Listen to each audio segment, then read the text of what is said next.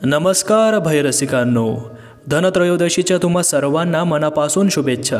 आजच्या दिवशी आपण धनाची गोष्ट ऐकणार आहोत, साध्या धनाची नाही, गुप्त धनाची। या कथेचा पहिला भाग तुम्ही पाहिला नसेल तर कृपया बघून घ्या। आता ऐकूया वैभव खारकर लिखित त्या खुनी वाड्यातील खजिना।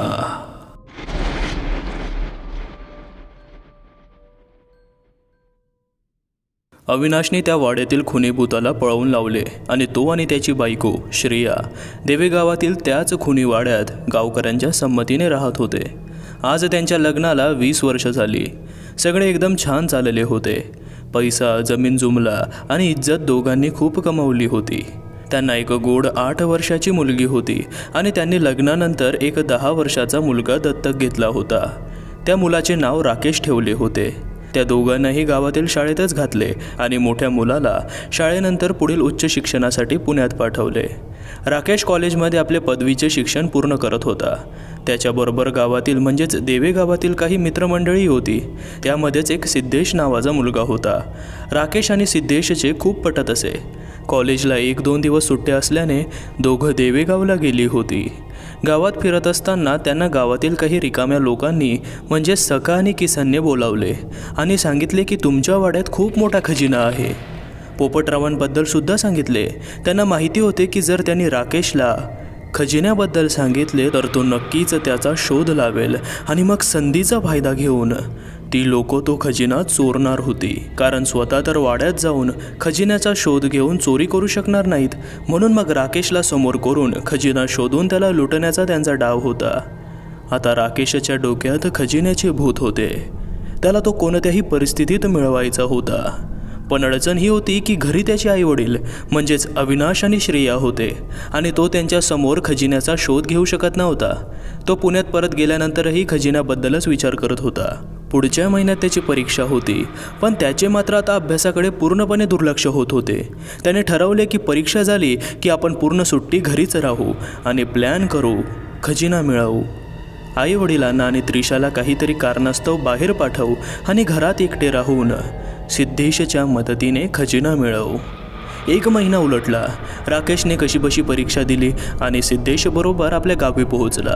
आता त्याला फक्त त्याचे आई बाबा आणि बहिणीला काहीतरी कारण काढून 2-3 दिवसांसाठी बाहेर पाठवायचे होते। त्याने एक प्लॅन केला।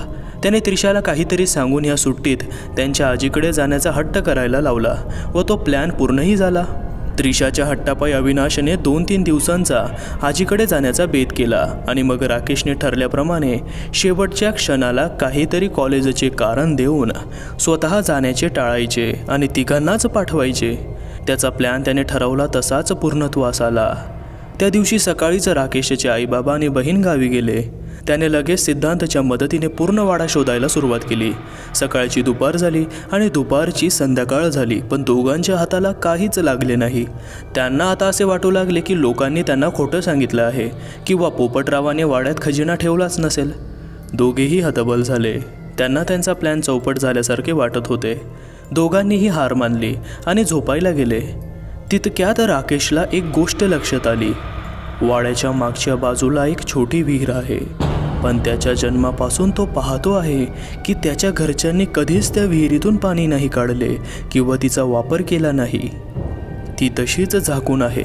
त्यावर उपाय म्हणून तिला लाकडे व सामान टाकून झाकून टाकले आहे। कदाचित त्यामध्ये तर खजिना नसेल ना? सिद्धेशला पण हे पटले।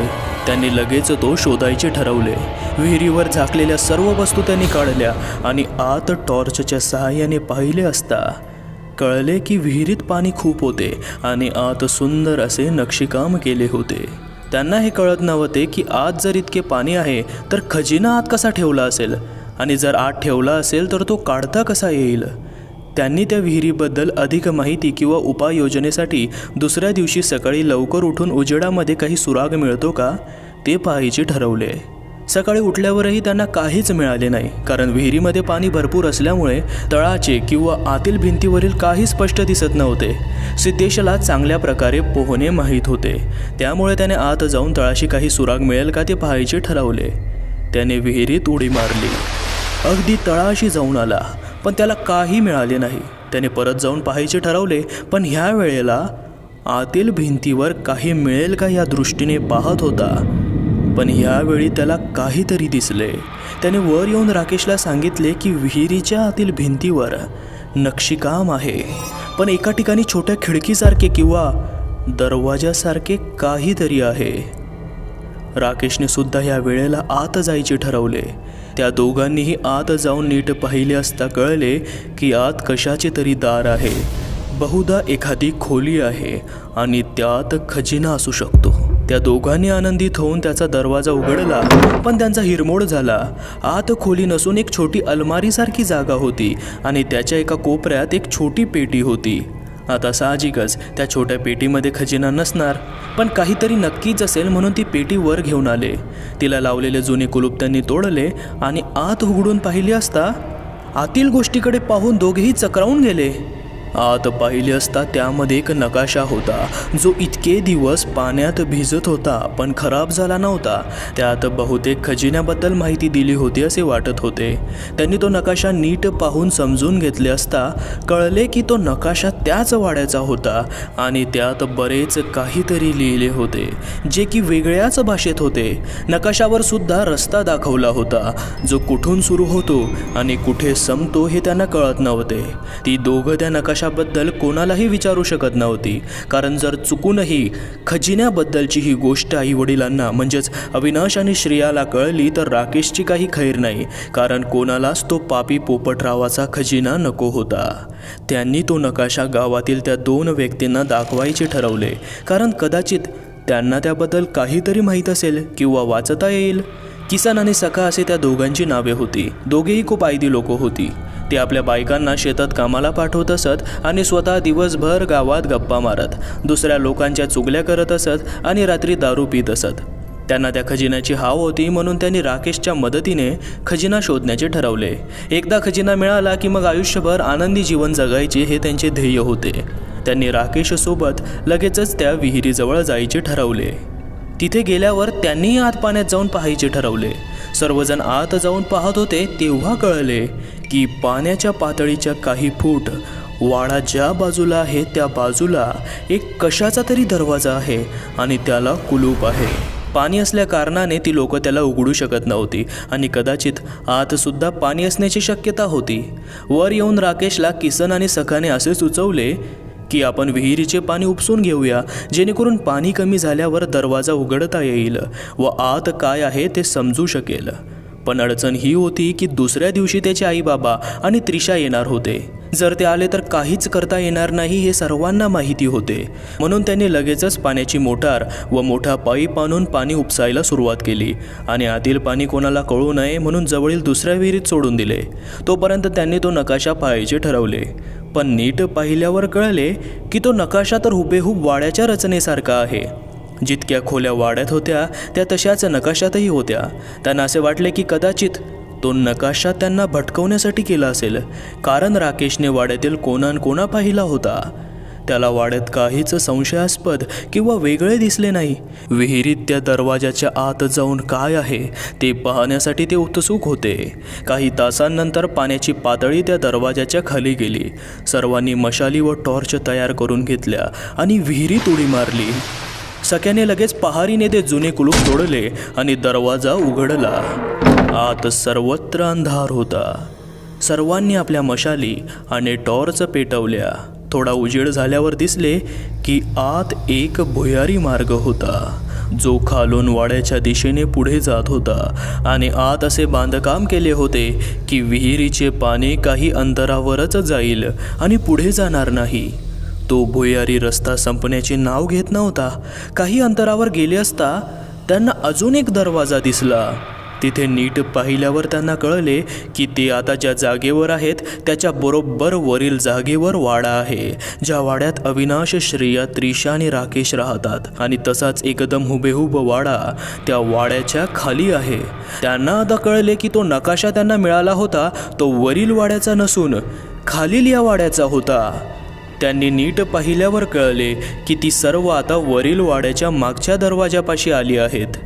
म्हणजेच हा दरवाजाही जमिनीखालील वाड्याचा मागचा दरवाजा आहे. त्यांनी तो दरवाजा उघडला आणि आत पाहिले. त्यांचा विचार एकदम तंतोतंत खरा ठरला.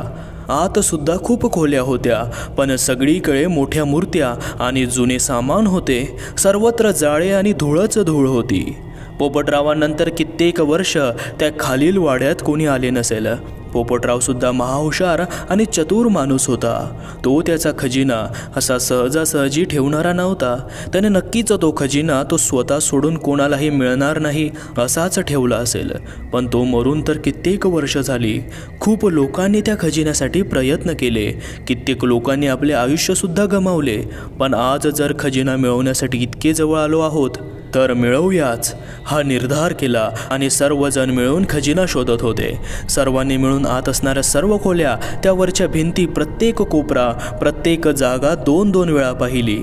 पण त्यांच्या हाती काहीच लागले नाही. काही जुन्या सुंदर दगडी कोरीव मोठ्या मूर्त्या आणि तांब्या पितळाच्या कोरीव छोट्या मूर्त्या व जुने खराब झालेले सामान दिसले. शेवटी ते हतबल झाले आणि त्यांना असे वाटत होते की त्या तांब्या पितळीच्या मूर्ती म्हणजेच खजिना आहेत, किंवा पोपटरावाने मरण्याच्या आधी त्या खजिन्याची विल्हेवाट लावली असेल किंवा दुसरीकडे ठेवला असेल असे त्यांना वाटले. सकाळ झाली होती. काही वेळात अविनाश आणि श्रेया येणार होते, म्हणून अजून काही शोध न घेता त्यांनी सर्वांनी बाहेर जायचे ठरवले. विहिरीबाहेर येऊन सर्वांनी ती जशी झाकून ठेवली होती तशीच परत झाकली व आपल्या घरी निघून गेले. राकेश सुद्धा त्याचे सगळे आवरून टीव्ही पाहत बसला. काही वेळात अविनाश आणि श्रेया आणि त्रिशा आले. सर्वजण गप्पा मारत होते. त्यांनी आणि आजीने राकेशची खूप आठवण काढली हे सांगत होते. पण राकेशच्या मनात अजूनही खजिन्याबद्दलचे विचार येत होते. त्याला तो खजिना कोणत्याही परिस्थितीत मिळवायचा होता. त्याने एक मार्ग काढला. रोज रात्री उन्हाळ्याचे दिवस आहेत म्हणून गच्चीत झोपायचे ठरवले आणि रात्र झाली, सर्वजण झोपले की हळूच उठून एकटाच विहिरीतून आत जाऊन परत शोधायचं आणि सकाळ होण्याआधी विहिरीच्या बाहेर यायचं. सर्व जसेच्या तसे ठेवायचे आणि गच्चीत जाऊन झोपायचं. पहिल्या रात्री त्याने काहीच केले नाही. दुसऱ्या रात्री त्याने ठरल्याप्रमाणे जायचे ठरवले. तो विहिरीच्या आत गेला आणि तो दरवाजा उघडून मशाल टॉर्चच्या सहाय्याने त्या भुयारी मार्गाने आतील वाड्यात मधोमध पोहोचला. त्या रात्रीसुद्धा त्याने परत सर्व खोल्या, त्यावरच्या भिंती, प्रत्येक कोपरा, प्रत्येक जागा 2-2 वेळा पाहिली, पण काहीच मिळाले नाही. आत जाऊन नकाशासुद्धा नीट पाहिला, पण काहीच मिळाले नाही. राकेश आता मात्र खूप हतबल झाला. तो परत सर्व गोष्टी जशाच्या तशा ठेवून गच्चीत आला आणि नकाशा नीट पाहत होता. त्याच्या लक्षात आले की आपण नकाशावरील सर्व गोष्टी पाहिल्या, पण त्यावर जे कोणत्या तरी वेगळ्या भाषेत लिहिलंय ते काय आहे याचा विचार नाही केला. त्याने लगेचच ते जसे लिहिले आहे तसेच एका कागदावर लिहिले आणि त्याचा अर्थ काय आहे हे शोधण्यासाठी जायचे ठरवले. त्याने ही गोष्ट सिद्धेश, सखा आणि किसनला सांगितली, पण त्यांनी त्या खजिन्याचा विचार सोडला होता. पण सिद्धेश राकेशचा जवळचा मित्र होता, म्हणून तो त्याच्याबरोबर त्या ओळींचा अर्थ शोधण्यासाठी जाण्यास तयार झाला. त्यांनी सुरुवातीला देवेगावातीलच काही म्हाताऱ्या लोकांना विचारायचे ठरवले आणि कोणी ह्या ओळींबद्दल विचारले असता त्यांना सांगत होते की पुण्यातील एका लेणीमध्ये असं लिहिलं आहे. गावातील खूप लोकांना विचारले पण कोणालाही माहिती नव्हते. पण गावातील मारुती मंदिरातील कित्येक वर्ष पुजारी असणारे मुरलीदेव यांनी सांगितले की कदाचित त्या ओळी मोडी लिपीतील असाव्या आणि तुम्ही मोडी लिपी येणारी व्यक्ती शोधा, तो तुम्हाला नक्की सांगेल. मुरलीदेवांमुळे यांचे काम सोपे झाले होते. मोडी लिपी येणारी व्यक्ती पुण्यात नक्की सापडेल म्हणून त्यांनी पुण्यात जायचे ठरवले. दोघांनी आपापल्या घरी कॉलेजमध्ये काही काम आहे हे सांगून त्यांनी 2 दिवस पुण्यात जायचे ठरवले. तिथे गेले असता त्यांनी विद्यापीठात काही माहिती मिळेल का हे पाहिले, पण आपल्याला कोण अशी त्या मोडी लिपी येणाऱ्या व्यक्तीसोबत भेट होऊ देतील किंवा भेट झालीच तर ती व्यक्ती त्या ओळींबद्दल अशी कशी माहिती देईल, त्याला काहीतरी सांगावे लागेलच. म्हणून त्यांनी एक युक्ती शोधली की सिद्धेशच्या घरी बांधकाम सुरू असताना त्यांना एका दगडावर हे कोरलेले दिसले.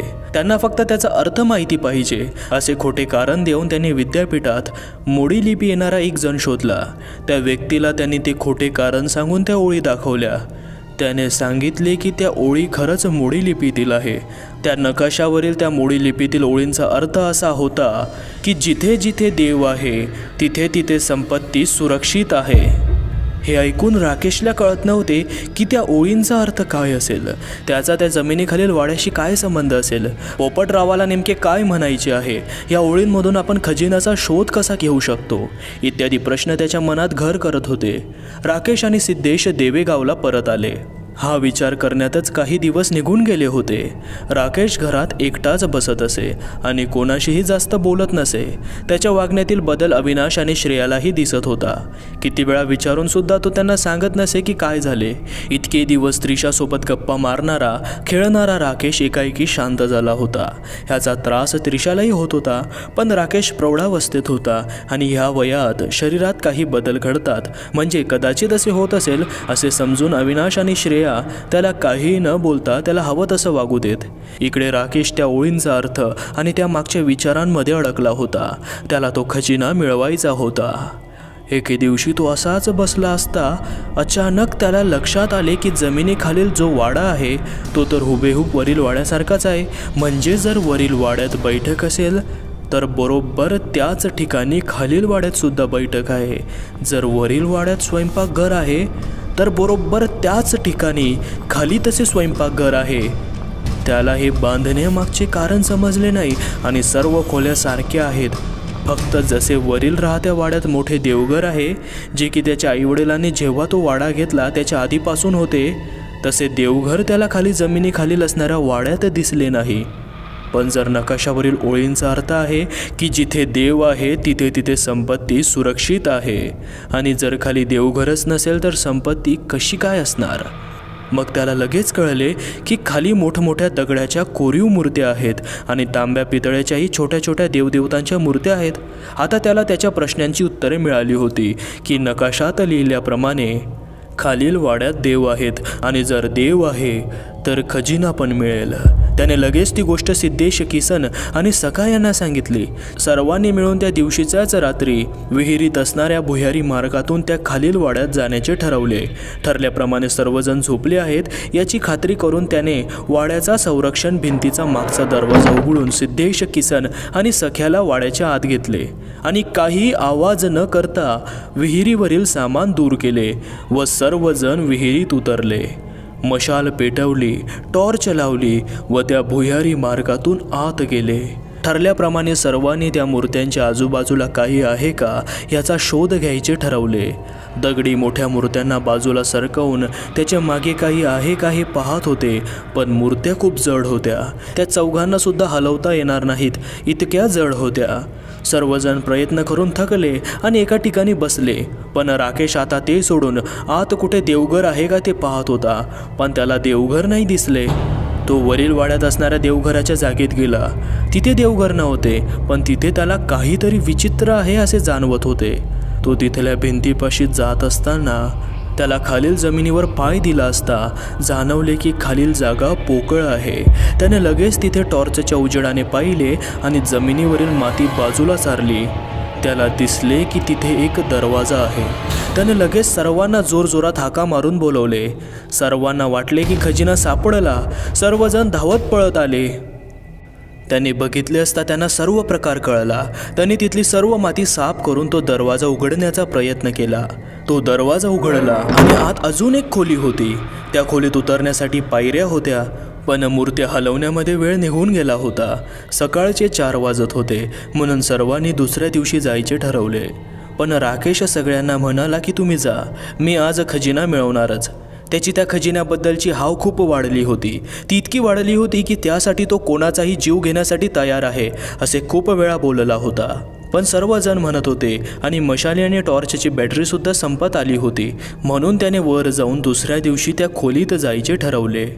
परत ठरल्याप्रमाणे सर्वजण कालच्यासारखे वाड्याच्या मागच्या बाजूने येऊन विहिरीतून त्या भुयारी मार्गाने त्या देवघराच्या जागेजवळील त्या खोलीपाशी आले. सर्वजण एक एक करून आत गेले. आत एकदम शांतता होती. खोलीत जुनाट वास पसरला होता. खूप जाळे पसरले होते. अंधार अधिक होता. वरती शुद्ध हवा मिळावी म्हणून जशी व्यवस्था केली होती तशी ते काहीच नव्हती. सर्वांना आता भीती वाटत होती. आता समोर काय असेल आणि काय नाही त्यांचा जीव गुदमरत होता. खोली तशी खूप मोठी होती नीट इकडे तिकडे पाहिलं असता त्यांना कळले की तिथे सुद्धा 4 मूर्त्या ठेवल्या आहेत, पण अजून बारकाईने लक्ष दिले असता कळले की त्या 4ही मूर्त्या सोन्याच्या आहेत। सखाने त्यातील एक मूर्ती चोरून घेऊन जायचे ठरवले आणि मूर्ती किंचित अशी उचलली असता अचानक तो खोलीमध्ये येणारा दरवाजा जोरात बंद झाला। सख्याने ती मूर्ती त्याच्या हातामध्येच ठेवली होती। काय होत आहे कोणालाच कळले नाही। आता दरवाजा बंद झाला होता, बाहेर जायचा रस्ता पण मिळत नव्हता। त्यांनी पूर्ण खोली पाहायचे ठरवले की कुठे ना कुठेतरी बाहेर जाण्याचा रस्ता नक्की असेल। तितक्यात सखाला अजून एक सोन्याची मूर्ती दिसली। त्याला ती मिळवण्याची हाव झाली। त्याने ती मूर्ती उचललेली असता वरून जोरात एक लाकडाचा ओंडका आला। त्याला सर्वत्र धारदार बाण लावले होते। तो ओंडका सखाच्या दिशेने गेला आणि ते धारदार बाण त्याच्या शरीराच्या आरपार घुसले आणि तो जागीच मरण पावला। सिद्धेश आणि किसन सखाच्या मृत्यूने एकदम घाबरून गेले। त्यांना असे वाटले की आता आपणही मरणार आहोत, म्हणून ते जिथे वाट मिळेल तिकडे पळत सुटले। पण कुठेच काहीही नव्हते। राकेशला सखाच्या मृत्यूबद्दल काहीच वाटत नव्हते। तो त्याचा खजिना शोधण्यात इतका गुंग झाला होता जसे की काहीच झाले नाही। त्याला सिद्धेश आणि किसनसारखी भीती वाटत नव्हती की इथून बाहेर कसे पडणार किंवा आपण पण कदाचित सखासारखे मारले जाऊ। तो शोधत राहिला। त्याला एका ठिकाणी 3 मोठी रांजणे ठेवलेली दिसली। तो तिथे गेला। त्याच्यावरील झाकण किसनला उघडायला सांगितले, कारण इथे सुद्धा काहीतरी असू शकते। पण किसनने त्याला नकार दिला। त्याने कोणालाही न सांगता सोबत आणलेला कोयता दाखवून किसनला धमकावले की जर त्या रांजणावरील झाकण नाही उघडले तर तो त्याला कोयत्याने ठार मारेल। नाईलाजाने किसन त्या रांजणाजवळ गेला आणि त्यावरील झाकण उघडले असता परत तसाच एक लाकडाचा ओंडका, ज्याला धारदार बाण लावले होते, असा जोरात किसनच्या दिशेने आला आणि किसनच्या अंगात ते तीर घुसले व तो पण तिथेच मृत्युमुखी पडला। सिद्धेश एकदम घाबरून गेला होता, कारण राकेश फार क्रूर वागत होता। खजिन्याच्या हव्यासापोटी त्याला कळतही नव्हते की 2 मृत्यू झाले होते। तरीही तो निर्लज्जपणे त्या रांजणाजवळ गेला तर त्यात काहीच नव्हते। रांजण पूर्णपणे रिकामे होते। आता राकेशचा राग वाढत होता। तो खूप संतापला होता। त्याला तो कोणत्याही परिस्थितीत तो खजिना हवा होता।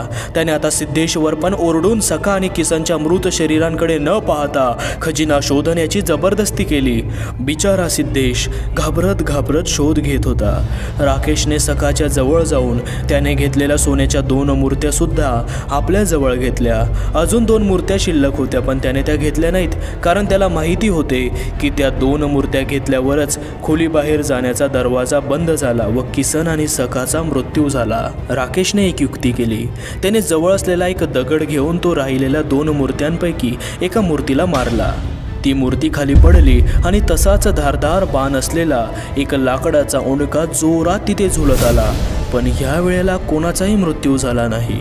राकेशची युक्ती सफल झाली, पण सिद्धेश फक्त बघतच राहिला। राकेशने आता शेवटच्या मूर्तीसाठी तसेच करायचे ठरवले। त्याने परत एक दगड घेऊन त्या मूर्तीला मारला तर खूप मोठा आवाज झाला, जणू काही भूकंप होत होता असा। सगळे सामान हलू लागले आणि इकडे तिकडे पळू लागले। अचानक राकेशच्या अंगावर एक मोठी दगडाची मूर्ती पडत होती।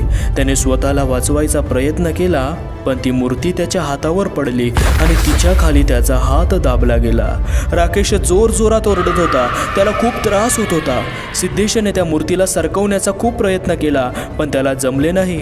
राकेशने सुद्धा खूप प्रयत्न केले, पण ती जड दगडाची मूर्ती त्यांच्याकडून हलत नव्हती।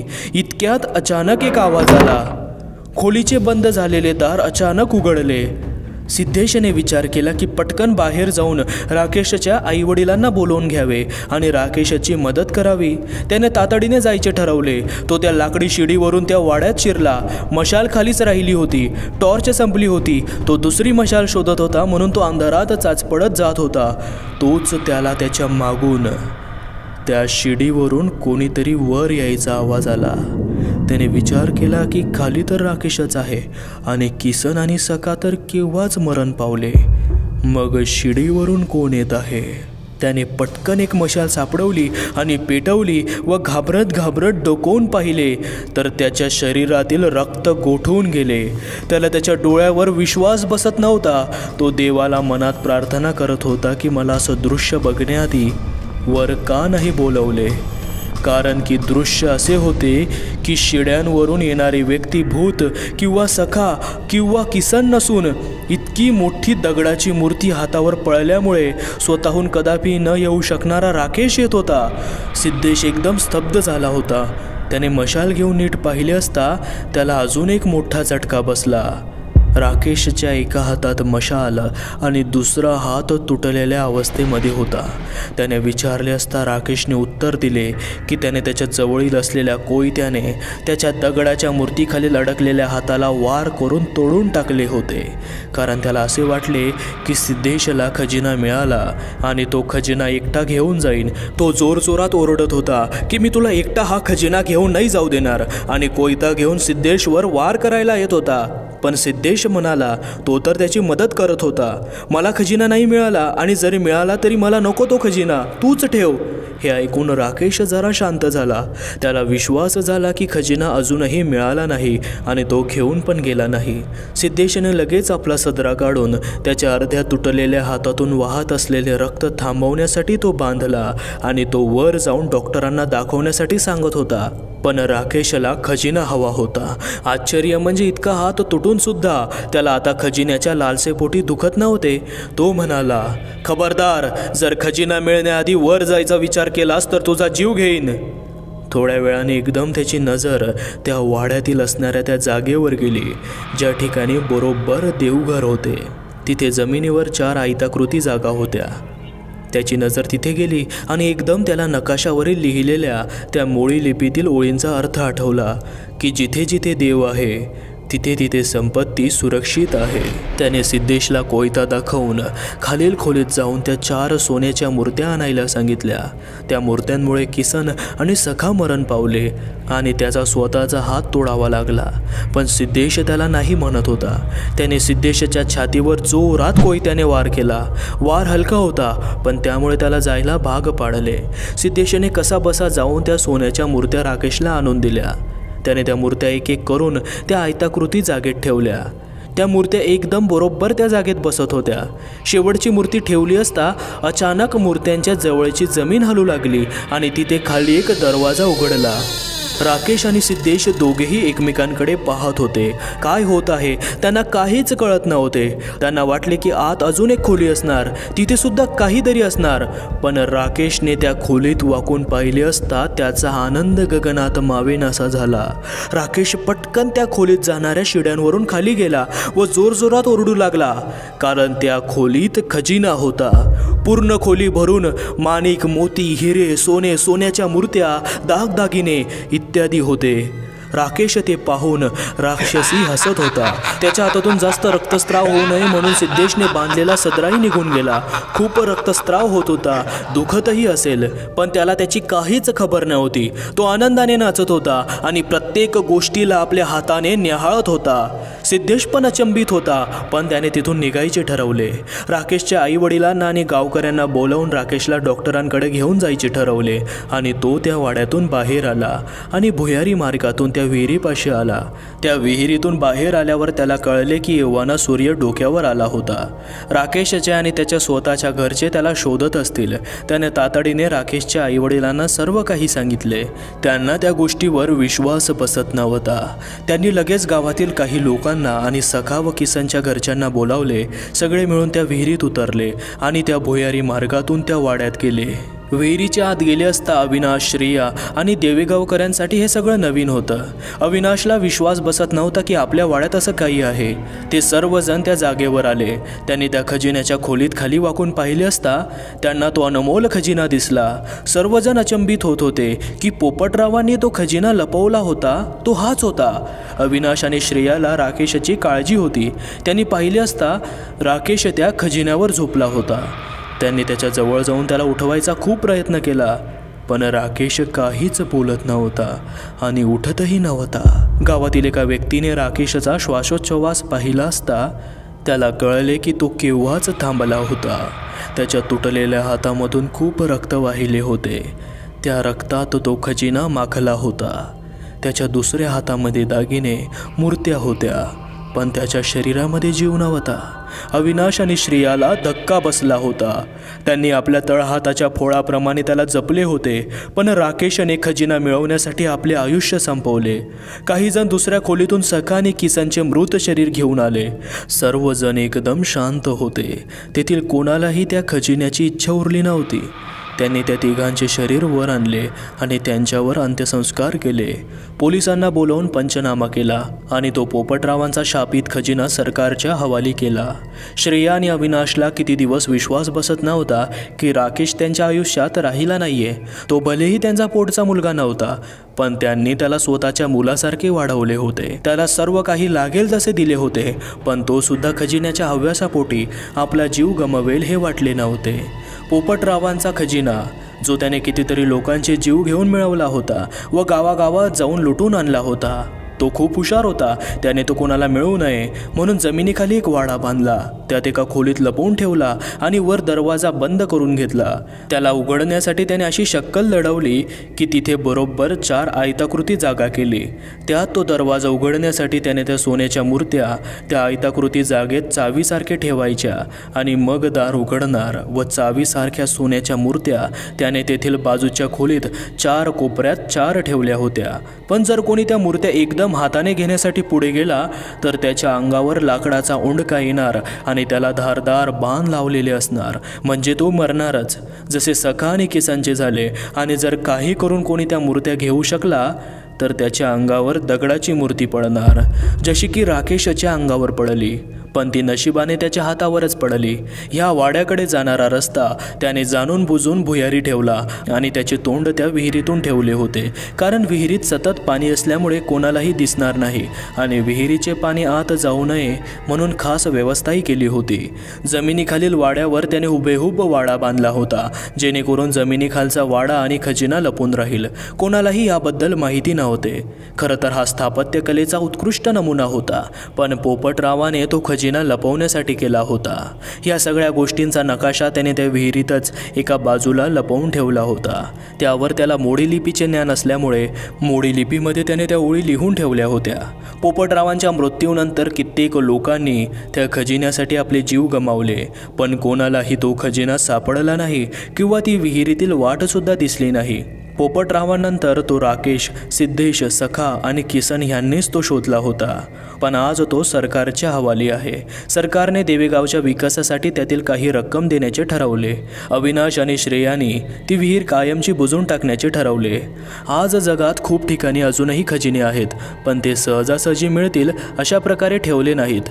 आज आपण पाहतो की खजिन्याच्या हव्यासापोटी खूप लोक आपले जीव गमावून बसतात आणि काही लोकांना जर तो खजिना मिळालाच तर त्यांना तो सुख मिळवून देत नाहीच, कारण त्याच्या मागे खूप लोकांचा तळतळाट असतो।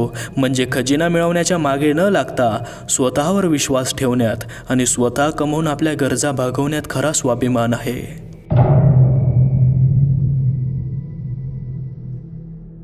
अघोरी